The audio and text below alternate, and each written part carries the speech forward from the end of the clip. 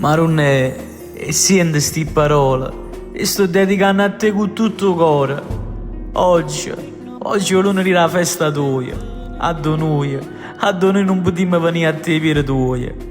Oggi i figli di Napoli sono tristi, perché non possono venire a abbracciare mamma e Cristo.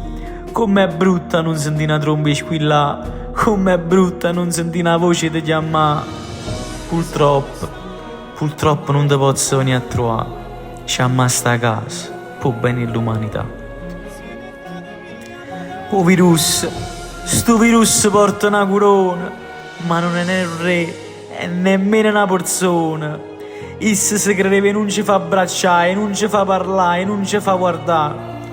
Ma senza sapere che sto bene che portiamo in tuo cuore è immensa, è chi ne libertà.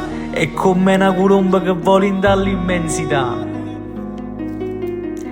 Ormai sono 3 a mattino, portone sta la penna, ma non ci trova né paziente e nemmeno tanta gente. Ma non ti preoccupare, non resta sola, che ogni volta affacciata nel balcone sta cantando a te una voce nuova. Ecco pensieri a fantasia, ai sloccio cielo, immaginando che sto incassando Anastasia. E sento il suono delle campane, la voce dei fuyenti che alluccano forte marunne, oggi fa contenta a tutta la gente.